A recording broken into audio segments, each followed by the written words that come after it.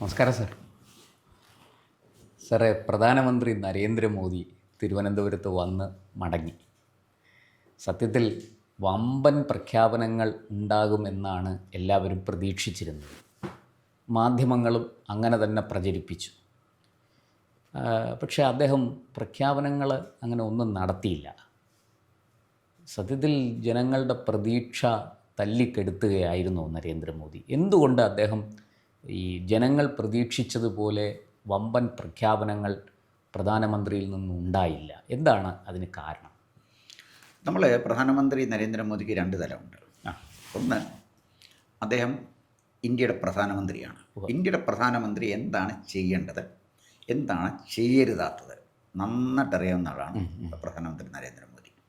ഞാൻ പറഞ്ഞത് ചെയ്യേണ്ടത് എന്താണെന്ന് പോലെ തന്നെ ചെയ്യാൻ പാടില്ലാത്തത് എന്താണെന്നും അറിയാം. മോദിക്ക് അറിയാം, നല്ലപോലെ അറിയാം. പിന്നെ മോദിയുടെ ഒരു പ്രത്യേകത ഞാൻ കണ്ടിട്ടുള്ള ഒരു കാര്യം എന്ന് പറയുന്നത്, മോദി തന്ത്രശാലി ഒരു രാഷ്ട്രീയക്കാരനാണ്. അപ്പം തന്ത്രശാലിയായ ഒരു രാഷ്ട്രീയക്കാരൻ പ്രധാനമന്ത്രിയായാൽ ഇതിൻ്റെ ഒരു വല്ലാത്ത കോമ്പിനേഷനാണ്. ആ ഒരു കോമ്പിനേഷനാണ് നരേന്ദ്രമോദി. മോദി കേരളത്തിനെക്കുറിച്ച് നന്നായിട്ട് പഠിച്ചിട്ടുള്ള ആളാണ്. കേരള രാഷ്ട്രീയം എങ്ങോട്ടാണ് പോകുന്നതെന്ന് ഉത്തരേന്ത്യൻ BJP രാഷ്ട്രീയക്കാരിൽ ഏറ്റവും നന്നായിട്ട് അറിയാവുന്ന ഒരാൾ നരേന്ദ്രമോദിയും മറ്റൊന്ന് അമിത്ഷായുമാണ്. അവർ കൃത്യമായിട്ട് അറിയാം, കേരളത്തിൻ്റെ പൾസ് അവർക്കറിയാം. ഇവിടെ അദ്ദേഹം പ്രഖ്യാപനം നടത്താൻ വരും എന്ന് ആരും പറഞ്ഞില്ല. ജനങ്ങൾ പ്രതീക്ഷിക്കുകയല്ലേ. അദ്ദേഹം ഇവിടെ വന്നു. അദ്ദേഹം വന്നത് തമിഴ്നാട് വിസിറ്റുമായിട്ട് ബന്ധപ്പെട്ടൊരു വരവാണ് ഇവിടെ വന്നിരിക്കുന്നത്. വന്ന് 3-4 മണിക്കൂറല്ലേ ഇവിടെ ഉണ്ടായിരുന്നുള്ളൂ. ശരിക്കും പറഞ്ഞാൽ ഒരു 3 മണിക്കൂർ.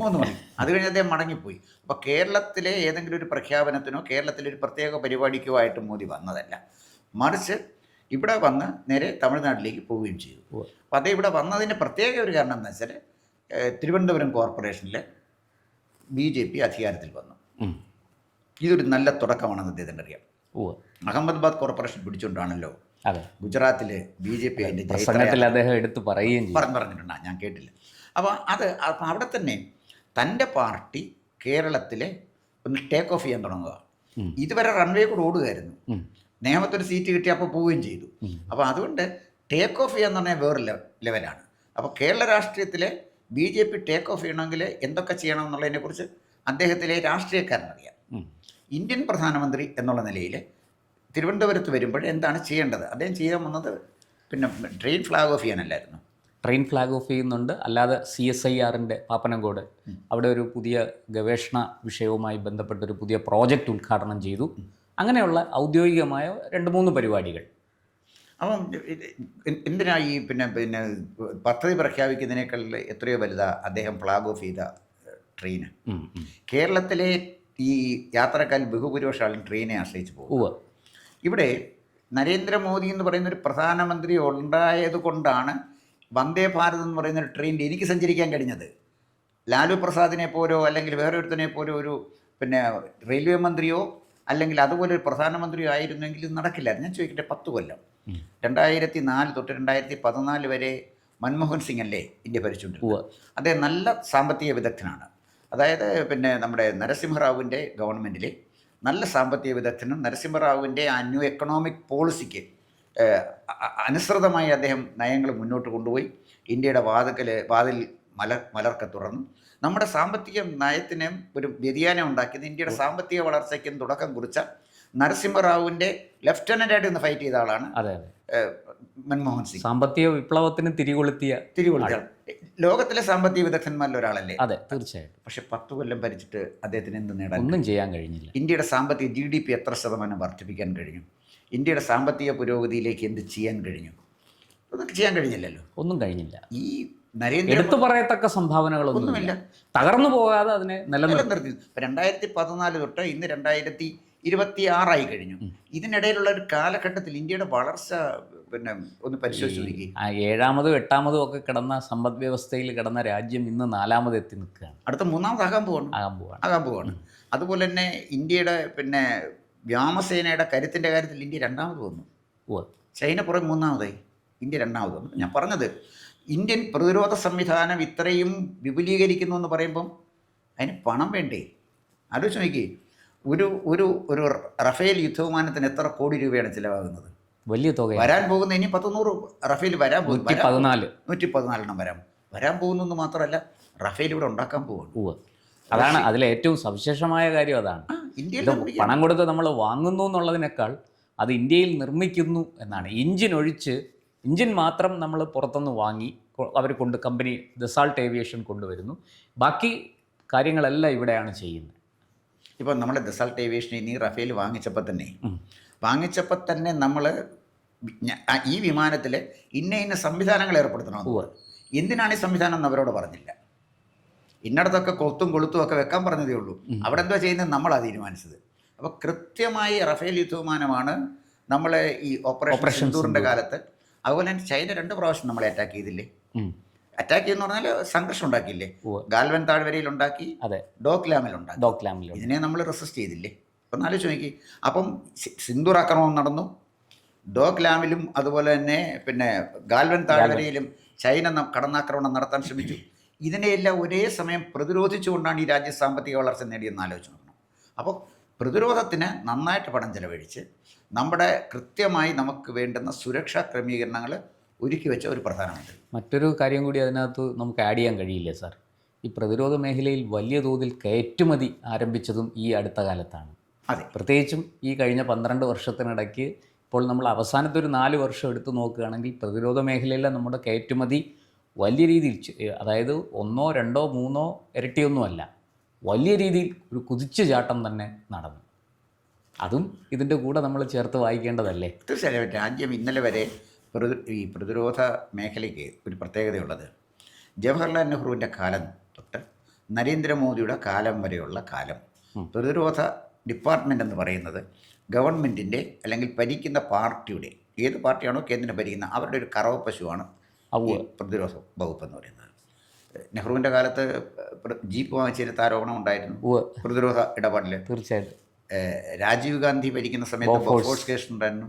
സോണിയാഗാന്ധി ഭരിക്കുന്ന സമയത്ത് അദ്ദേഹത്തിന് കാര്യമില്ലായിരുന്നല്ലോ. മൻമോഹൻ സിംഗിന് ഒരു കാര്യമില്ലായിരുന്നല്ലോ. അവർ ഭരിക്കുന്ന സമയത്തല്ലേ അഗസ്റ്റ വെസ്റ്റ്ലാൻഡ്, ട്രക്ക്, അങ്ങനെ നിരവധി പിന്നെ ആരോപണങ്ങൾ വന്നില്ല. ഇത് റഫേലിനെ കുറിച്ച് വലിയൊരു ബഹളം ഉണ്ടാക്കി. ചൗക്കീദാർ ചോർഹെ എന്ന് പറഞ്ഞ് രാഹുൽ ഗാന്ധി പാർലമെൻറ്റിൽ ബഹളം ഉണ്ടാക്കി. ഒരു അഴിമതി ആരോപണം ഒരു മന്ത്രിക്കെതിരെ, നരേന്ദ്രമോദിക്കെതിരെയല്ല, ഒരു മന്ത്രിക്കെതിരെ ഉന്നയിക്കാൻ ഈ ഇത്രയും മാത്രം 199 മെമ്പർമാരില്ലേ കോൺഗ്രസ്സിന്? കഴിഞ്ഞില്ലല്ലോ. അപ്പം ഞാൻ പറഞ്ഞു വന്നത്, പ്രധാനമന്ത്രി എന്നുള്ള നിലയിൽ നരേന്ദ്രമോദി ചെയ്യുന്നത് വഴിവിട്ട ഒരു കാര്യം മോദി ചെയ്യില്ല. ഇവിടെ വന്ന് 4-5 പ്രഖ്യാപനം, ഒരിക്കലും നടക്കാത്ത പ്രഖ്യാപനം നടത്തിച്ചു പോകാം. അങ്ങനെ വാഗ്ദാനം, അങ്ങനെ ഒരു പൊള്ളയായ വാഗ്ദാനം വേണ്ടിയ പാലക്കാട്ട് കഞ്ചിക്കോട്ട് കിടക്കുന്നത് coach factory, railway coach factory കഞ്ചിക്കോട്ട് കൊടുക്കുമെന്ന് പറഞ്ഞതിന് ശേഷമാണ് റായ്ബറേലിയിൽ ഫാക്ടറി തുറന്നത്. അതെ. അപ്പം ഇവിടെ കോച്ച് ഫാക്ടറി തുടങ്ങുമെന്നും അവിടെ അത് ചെയ്യുമെന്നും ഇത് ചെയ്യുമെന്നും ഒരു വാഗ്ദാനം കൊടുത്തേച്ച് പോകുന്ന പാരമ്പര്യം UPയുടെ പാരമ്പര്യമാണ്, കോൺഗ്രസിൻ്റെ പാരമ്പര്യമാണ്. വാഗ്ദാനം ജനങ്ങൾക്ക് നൽകുക, ജനങ്ങളെ വഞ്ചിക്കുക. കേരളത്തിലെ ജനങ്ങളെ കോൺഗ്രസ് വഞ്ചിച്ചതിൻ്റെ ഏറ്റവും വലിയ സ്മാരകമാണ് പാലക്കാട് കഞ്ചിക്കോട്ടെ കോച്ച് ഫാക്ടറി. അത് ശ്രമിക്കുക ഇല്ലേ? കോൺഗ്രസ് 10 കൊല്ലം ഭരിച്ചില്ലേ? റെയിൽവേയുടെ കേരളത്തിൽ എന്ത് വികസനം ഉണ്ടാക്കി? ദീർഘകാലം കോൺഗ്രസ് ഭരിച്ചുകൊണ്ടിരുന്നില്ല. റെയിൽവേക്ക് എന്ത് ചെയ്യാൻ കഴിഞ്ഞു? ഇന്ന് തിരുവനന്തപുരം, കൊല്ലം, തൃശ്ശൂർ, എറണാകുളം ഇവിടുത്തെ റെയിൽവേ സ്റ്റേഷൻസൊക്കെ പൂർത്തിയായി വരുമ്പോൾ ഏതൊരു അത്യന്താധുനികമായ എയർപോർട്ടിനെക്കാട്ടി വലിയ മാറ്റമല്ലേ? അമൃത് പദ്ധതിയിൽ ഉൾപ്പെടുത്തി. അപ്പോൾ ഇതൊക്കെ കേരളത്തിനല്ലേ കിട്ടിയത്? ഇതേതെങ്കിലും പ്രഖ്യാപനമായിട്ട് നരേന്ദ്രമോദി ചെയ്തതാണോ? ഞാൻ കേരളത്തിലെ പിന്നെ 3-4 റെയിൽവേ സ്റ്റേഷൻസ് നവീകരിക്കുന്നതിന് വേണ്ടി തിരുവനന്തപുരം, കൊല്ലം, തൃശ്ശൂർ, കോഴിക്കോട് റെയിൽവേ സ്റ്റേഷൻ നവീകരിക്കുന്നതിന് വേണ്ടി ഞാൻ പദ്ധതി പ്രഖ്യാപിച്ചു ഇല്ല. എന്താ പ്രഖ്യാപിക്കാത്തത്? അതാണ് ഞാൻ പറഞ്ഞത്. മോദിക്ക് കൃത്യമായ ലക്ഷ്യമുണ്ട്. താൻ പ്രധാനമന്ത്രിയായിരിക്കുമ്പോൾ എല്ലാ സംസ്ഥാനത്തിൻ്റെയും സമതുലിതമായ വളർച്ച അനിവാര്യമാണ്. റെയിൽവേയുടെ കാര്യത്തിൽ പങ്കുവയ്ക്കുമ്പോൾ തെക്കേ അറ്റത്ത് കിടക്കുന്ന കേരളത്തിന് അർഹമായ വിഹിതം കൊടുക്കണം. ഇതുവരെ കേരളത്തിനത് കൊടുത്തിട്ടുണ്ടായിരുന്നു. ആലോചിച്ച് നോക്കി. ഇതെല്ലാം നരേന്ദ്രമോദി പ്രഖ്യാപിച്ചതാണോ? ഇത് വേണമെങ്കിൽ ഇവിടെ വന്ന് പ്രഖ്യാപിച്ചിട്ട്. സാറ്, പ്രഖ്യാപനത്തെക്കാൾ പ്രവൃത്തിയിലാണ് നരേന്ദ്രമോദി ശ്രദ്ധിച്ചത് എന്നാണ് അങ്ങ് പറഞ്ഞത്. Yes, that is what I said. അതായത് ഇതാണ് സംഭവം. അതുകൊണ്ട് തന്നെയാണ് തിരുവനന്തപുരത്ത് വന്ന് വെറുതെ വാചകമടിക്കാതെ രാഷ്ട്രീയം പറയേണ്ടിടത്ത് രാഷ്ട്രീയം പറഞ്ഞു, ഔദ്യോഗികമായ പരിപാടിയിൽ പങ്കെടുത്തു, അതിൻ്റെ കാര്യങ്ങൾ പറഞ്ഞു, അദ്ദേഹം മടങ്ങി. അങ്ങനെയാണോ ഇതിനെ നമ്മൾ വിലയിരുത്തേണ്ടത്? അങ്ങനെ വിലയിരുത്താൻ പാടുള്ളൂ. എനിക്ക് ഏറ്റവും സന്തോഷം തോന്നുന്നൊരു കാര്യം, പൊള്ളയായ ഒരു വാഗ്ദാനം ചെയ്തു പോകുന്ന ഒരാളല്ല പ്രധാനമന്ത്രി നരേന്ദ്രമോദി. അദ്ദേഹം വന്ന ദൗത്യം ട്രെയിൻ ഫ്ലാഗ് ഓഫ് ചെയ്യാനും പിന്നെ CSIR-ന്റെ പ്രോജക്റ്റ് ഉദ്ഘാടനം പ്രോജക്റ്റ് ചെയ്യാൻ ഇനാഗ്രേറ്റ് ചെയ്യാനും ഇതിനാണ് വന്നത്. ഇത് രണ്ടും നിർവഹിച്ചു. പൊതുപരിപാടിയിൽ പങ്കെടുത്തു, റോഡ് ഷോ നടത്തി, പിന്നെ അടുത്ത തമിഴ്നാട്ടിലേക്ക് പോയി. ഇവിടെ വന്ന് നിന്ന് പക്ഷേ സാർ, ഇതിനകത്ത് ഇതിൻ്റെ മറുവശം അങ്ങ് പറഞ്ഞു, പ്രധാനമന്ത്രി ഒരു മികച്ച ഭരണാധികാരിയുമാണ്, മികച്ച രാഷ്ട്രീയക്കാരനുമാണ്. ഈ രാഷ്ട്രീയക്കാരനിലേക്ക് വരുമ്പോഴാണ് നമ്മൾ ഈ സാധാരണ നമ്മൾ കണ്ടു പഴകിയത് വാഗ്ദാനങ്ങൾ നൽകുന്ന മുഖങ്ങളും പ്രസംഗങ്ങളും ഒക്കെയാണ് നമ്മൾ കേട്ടിട്ടുള്ളത്. പക്ഷേ ഇവിടെ അങ്ങനെയല്ല. അദ്ദേഹം മികച്ച രീതിയിൽ രാഷ്ട്രീയം പറഞ്ഞു. എന്ന് വെച്ചാൽ LDF-ഉം UDF-ഉം BJP-യുടെ പൊതുശത്രുവാണ്, ഒരുപോലെ രണ്ടുപേരെ എതിർക്കുന്നു എന്നൊരു കാര്യം പറഞ്ഞു. അതുപോലെ മറ്റൊന്ന്, സ്വർണ്ണക്കൊള്ളയിലെ ഒരു കള്ളന്മാരെയും വെറുതെ വിടില്ല, BJP-ക്ക് അധികാരം കിട്ടിയാൽ എല്ലാവരെയും അഴിക്കുള്ളിൽ എത്തിക്കും എന്ന് അദ്ദേഹം പറഞ്ഞു. അങ്ങനെ തൊട്ട് കേരള രാഷ്ട്രീയത്തിലെ ഏറ്റവും സൂക്ഷ്മമായ ബിന്ദുക്കളെ വരെ എടുത്ത് അദ്ദേഹം വിശകലനം ചെയ്ത് ഒരു മികച്ച രാഷ്ട്രീയ പ്രസംഗം കാഴ്ചവെച്ചു. അതേസമയം ഈ പറഞ്ഞതുപോലെ പ്രഖ്യാപനങ്ങളൊന്നുമില്ലാത്ത വളരെ ലളിതമായി കാര്യങ്ങൾ നേരെ ചൊവ്വേ അങ്ങ് പറഞ്ഞിട്ട് അദ്ദേഹം പോയി. അപ്പോൾ ഇവിടെ ഒരു ചോദ്യം ഉയരുന്നത്, ഈ ജനങ്ങൾ സത്യത്തിൽ നിരാശരാണോ? അങ്ങനൊരു വിലയിരുത്തൽ നമുക്ക് നടത്താൻ കഴിയുമോ? ജനങ്ങൾ നിരാശരല്ല. ഇതിനെക്കുറിച്ച് അമിതമായ പ്രതീക്ഷകൾ വെച്ച് പുലർത്തിയ ആരെങ്കിലും ഉണ്ടെങ്കിൽ അവർ നിരാശരാണ്. അത് പ്രത്യേകിച്ചും മാധ്യമങ്ങൾ അങ്ങനെ ഒരു അമിത പ്രതീക്ഷ വച്ചിരുന്നു. അപ്പം ഇതിൻ്റെ പ്രശ്നം, ഞാനും ജനത്തിൻ്റെ കൂട്ടത്തിലൊരാളാണ്. നരേന്ദ്രമോദി കേരളത്തിൽ വരുമെന്നും അദ്ദേഹം ഇവിടുത്തെ പിന്നെ ഈ ട്രെയിൻ ഫ്ലാഗ് ഓഫ് ചെയ്യുന്നു, CSIR-ൻ്റെ ചടങ്ങിൽ പങ്കെടുക്കും, ഇത് രണ്ടും എനിക്കറിയാം. ഇതിനപ്പുറത്ത് വന്ന് നരേന്ദ്രമോദി കേരളത്തിനെ സ്വർണം പൂശിയേക്കാമെന്ന് വാഗ്ദാനം ചെയ്യുമെന്ന് ഞാൻ ധരിച്ചിട്ടില്ല. അതുകൊണ്ട് എനിക്കൊരു നിരാശയില്ല. തേനും പാലും ഒഴുക്കാം ഒന്നും പറഞ്ഞില്ല. തേനും പാലും ഒഴുക്കാമെന്ന് പറഞ്ഞ ഒരു പല പ്രാവശ്യം മാറി ഭരിച്ചില്ലേ? തേനും പാലും പച്ചവെള്ളം പോലും ഒഴുകിയില്ലല്ലോ, പിന്നോട്ട് തേനും പാലും ഒഴുകുന്നത്. ഇത് എൻ്റെ കാര്യം വെച്ചാൽ നമ്മൾ ശരിക്കും മോദിയെ മനസ്സിലാക്കേണ്ട ഒരു കാര്യം അതാണ്. അദ്ദേഹം എന്താണ് പറയേണ്ടത് കൃത്യമായിട്ട് അദ്ദേഹത്തിന് അറിയാം, എപ്പോഴാണ് പറയേണ്ടത് അതും അറിയാം, എങ്ങനെയാണ് പറയേണ്ടത് ഇതറിയാം. ഇത് മൂന്നും അറിയാൻ നല്ല രാഷ്ട്രീയക്കാരനാണ് അദ്ദേഹം. സാറിത് പറഞ്ഞപ്പോൾ ഒരു സംഭവം കൂടി ഓർമ്മ വരികയാണ്, ഞാൻ അതും കൂടി അങ്ങയുടെ ശ്രദ്ധയിൽപ്പെടുത്താം. ഈ നരേന്ദ്രമോദി പറഞ്ഞത് 21-ാം നൂറ്റാണ്ടിൻ്റെ കാൽഭാഗം പോയി കഴിഞ്ഞു, 25 വർഷങ്ങൾ പിന്നിട്ടിരിക്കുന്നു. നമ്മൾ 25 വർഷം വെറുതെ കളഞ്ഞു. കേരളത്തെക്കുറിച്ചാണ് പറഞ്ഞത്, ഭാരതത്തെക്കുറിച്ചല്ല. ഇനി വരാൻ പോകുന്ന 25 വർഷം നമ്മൾ വെറുതെ കളയരുത്. നമുക്ക് ഒരുപാട് കാര്യങ്ങൾ നേടാനുണ്ട്, ചെയ്തു തീർക്കാനുണ്ട്. ഇത് ഭാവി തലമുറയ്ക്ക് വേണ്ടിയിട്ടാണ്. ഇങ്ങനൊരു കാര്യം കൂടി അദ്ദേഹം പറഞ്ഞു വെച്ചു.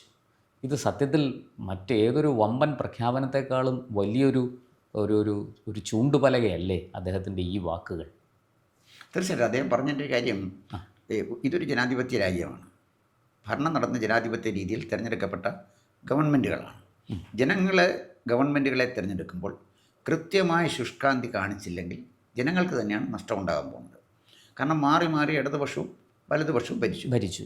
അടിസ്ഥാനപരമായി വലിയ മാറ്റമൊന്നും കേരളത്തിലുണ്ടായില്ല. ഒരു കാര്യം ഞാൻ പിന്നെ ആര്യോട് പറയാം. ഞാനൊരു ചരിത്ര വിദ്യാർത്ഥിയാണ്. രാജഭരണ കാലഘട്ടത്തിൽ നിന്ന് വരെ ഉണ്ടായ മാറ്റവും അതിനുശേഷം കേരളത്തിലുണ്ടായ മാറ്റവും തുലനം ചെയ്യുമ്പോൾ രാജഭരണത്തുണ്ടായ മാറ്റത്തിൻ്റെ തട്ടാണ് താണ്ടിക്കുന്നത്. ഞാൻ ചോദിക്കുന്ന, അടിസ്ഥാനപരമായ വികസനത്തിന് തിരുവിതാംകൂർ രാജവംശം ചെയ്ത പോലെ ആരും ഒന്നും ചെയ്തിട്ടില്ല. KSRTC കൊണ്ടുവന്നവരല്ലേ, കേരള യൂണിവേഴ്സിറ്റി കൊണ്ടുവന്നവരല്ലേ. ഈ യൂണിവേഴ്സിറ്റി അല്ല, ആൽബർട്ട് ഐൻസ്റ്റീനെ പിന്നെ വൈസ് ചാൻസലറാക്കാൻ, അല്ലാതെ സഖാവ് പപ്പുക്കുറുപ്പിനെ വൈസ് ചാൻസലറാകാൻ അല്ല അവർ ആലോചിച്ചിരുന്നത്. ആൽബർട്ട് ഐൻസ്റ്റീനെ വൈസ് ചാൻസലറാക്കാൻ വിളിച്ച പിന്നെ ഒരു ഭരണകൂടമായിരുന്നു.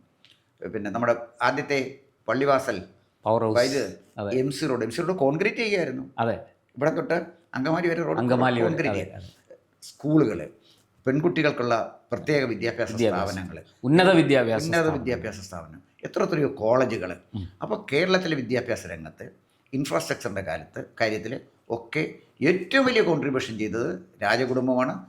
പ്രത്യേകിച്ച് ഞാൻ നന്ദിപൂർവ്വം സ്മരിക്കുന്ന ഒരു ഭരണാധികാരി, ഞാൻ കേരളം ഭരിച്ച അല്ലെങ്കിൽ കേരളത്തിലെ അധികാരത്തിലിരുന്ന, ഭരിച്ചതെന്ന് ഞാൻ പറയുന്നത് കേരളത്തിലെ അധികാരത്തിലിരുന്ന ഭരണാധികാരികളിൽ ഞാൻ ഏറ്റവും ബഹുമാനിക്കുന്ന ഭരണാധികാരി സർ CP രാമസ്വാമി അയ്യർ. നിങ്ങൾക്ക് അഭിപ്രായ വ്യത്യാസം തോന്നാം, ഇത് കേൾക്കുന്ന പറയുന്നതിനോട് ഞാൻ എനിക്ക് ബഹുമാനിക്കാനുള്ള അവകാശം 47 കിട്ടിയല്ലോ, എൻ്റെ അഭിപ്രായം പറയാൻ. അതാണ് ഞാൻ പറഞ്ഞത്. എന്ന് പറഞ്ഞാൽ CP രാമസ്വാമി അയ്യരുടെ ചെരുപ്പെടുക്കാൻ കഴിയുന്ന ദീർഘവീക്ഷണമുള്ള ഒരു ഭരണാധികാരി ഇന്ന് വരെ കേരളത്തിൽ അധികാരത്തിൽ ഇരുന്നിട്ടില്ല എന്ന് ഞാൻ പറയുമ്പോൾ ഒരുപാട് മുഖങ്ങൾ എൻ്റെ മനസ്സിലൂടെ പോകുന്നുണ്ട്. അവർക്കാർക്കും ഇനി യോഗ്യതയില്ലാത്തത് കൊണ്ട് തന്നെയാണ് ഞാൻ പറഞ്ഞത്. ഏത് നേതാവിനെക്കുറിച്ച് ചോദിച്ചാലും കൗണ്ടർ ചെയ്യാൻ ഞാൻ കാര്യങ്ങൾ പറഞ്ഞുതരാം. ഇല്ല. തീർച്ചയായിട്ടും സാർ, ഈ നരേന്ദ്രമോദിയുടെ വരവും പോക്കും ആ, സത്യത്തിൽ കേരളത്തിൽ നമ്മുടെ നിയമസഭാ തെരഞ്ഞെടുപ്പിൻ്റെ കേളികൊട്ടായി എന്ന് പറയുന്നതിൽ തെറ്റുണ്ടോ? ഒരു തെറ്റുമില്ല. ഈ തിരഞ്ഞെടുപ്പ് വരുമ്പോൾ ജനങ്ങളുടെ മുന്നിൽ ചില ഓപ്ഷൻസ് വരുന്നുണ്ട്. അടിസ്ഥാനപരമായ മാറ്റങ്ങൾ വരണമെങ്കിൽ ആരായിരിക്കണം അവരെ പ്രതികരിച്ച് നിയമസഭയിലേക്ക് പോകേണ്ടതെന്ന് അവരാണ് തീരുമാനിക്കുന്നത്. അവരുടെ തീരുമാനിക്കുമ്പോൾ അവർക്ക് 3-4 ഓപ്ഷൻസ് ഉണ്ട്. ഇടതുപക്ഷവും വലതുപക്ഷവും BJP-യും സ്വതന്ത്രനും ഉണ്ടല്ലോ. അതെ, സ്വതന്ത്രം. എൻ്റെ നാട്ടിലെ സ്വതന്ത്രനായിട്ട് ജനിച്ച ആളാണ് KK നായർ സാറ്. പത്തനംതിട്ടയിൽ KK നായർ സാറ് സ്വതന്ത്രനായിട്ട് ജനിച്ച ആളാണ്. പിന്നീടാണ് അദ്ദേഹം കോൺഗ്രസിനെ പിന്തുണച്ചത്. കോൺഗ്രസിനെ പിന്താങ്ങി, ഗവൺമെൻറ് പിന്താങ്ങി. ആ പിന്താങ്ങി എന്താണെന്ന് വെച്ചാൽ പത്തനംതിട്ട ജില്ല ജില്ല രൂപീകരിക്കപ്പെട്ടു. അതെ, അപ്പം KK നായർ സാറിനെ പോലെ ഒരു സ്വതന്ത്രനെ ജയിപ്പിച്ചപ്പോഴാണ് എനിക്കൊരു ജില്ല കിട്ടിയത്. കൊച്ചുകാരിയാണത്. അതേസമയം അതിന് പകരം എതിരായിട്ട് നിന്ന് 2 സ്ഥാനാർത്ഥികൾ ആര് ജയിച്ചാലും ഒരുത്തൻ മന്ത്രിയാകുമായിരുന്നു. അല്ലെങ്കിൽ വേറെ ഒരുത്തനായിരുന്നെങ്കിൽ അവനുള്ള കാശ് വാങ്ങിച്ചുകൊണ്ട് വേറെ എന്തെങ്കിലും പദവി ചോദിച്ചേനുമായിരുന്നു. ഇതല്ല സംഭവിച്ചത്. ഞാൻ പറഞ്ഞത് നല്ല സ്വതന്ത്രന്മാരെ നിയമസഭയിലേക്ക് അയക്കാൻ കഴിവുള്ള ജനസമൂഹം കേരളത്തിലുണ്ട് എന്നുള്ളതിൻ്റെ ഉദാഹരണം എൻ്റെ നാട് തന്നെയാണ്. അപ്പോൾ സ്വതന്ത്രരായ സാറിനെ നമ്മൾ ജയിപ്പിക്കത്തില്ലല്ലോ. സാധാരണ അങ്ങനെ പതിവില്ല. അല്ല, നമ്മുടെ തെരഞ്ഞെടുപ്പിൻ്റെ ഒരു കൾച്ചർ നോക്കി MM മണി ജയിക്കുന്നു, ശ്രീധരൻ തോക്കുന്നു. ഞാൻ രാഷ്ട്രീയമല്ല പറയുന്നത്, അല്ല വ്യക്തിപരമായ വിശകലനം. അതാണ് ഞാൻ പറഞ്ഞത്. അപ്പോൾ ഇവിടുത്തെ പ്രശ്നം വെച്ചാൽ നമ്മുടെ ജനങ്ങളെ സംബന്ധിച്ചിടത്തോളം ഏത് ജനമാണോ യഥാ രാജ തഥാ പ്രജ എന്ന് പറയുന്ന അല്ല ശരി ജനാധിപത്യത്തിലെ പ്രജകൾ എങ്ങനെയാണോ അതുപോലെ രാജാവ്. അല്ല, രാജാവ് എങ്ങനെ ആയിരിക്കും അതുപോലെ പ്രജകൾക്ക് യോജിച്ച രാജാവായിരിക്കും. ജനങ്ങൾ തീരുമാനിക്കട്ടെ. നരേന്ദ്രമോദി ഇവിടെ എന്തിനാണോ വന്നത് ആ ദൗത്യം അദ്ദേഹം പൂർത്തിയാക്കി പോയി. ആരെങ്കിലും മനസ്സിൽ വലിയ പ്രതീക്ഷകൾ വെച്ച് പുലർത്തിയിരുന്നെങ്കിൽ അത് അവരുടെ പ്രശ്നമാണ്, ഒരിക്കലും പ്രധാനമന്ത്രിയുടെ പ്രശ്നമായിട്ട് എനിക്ക് തോന്നുന്നില്ല. തീർച്ചയായും.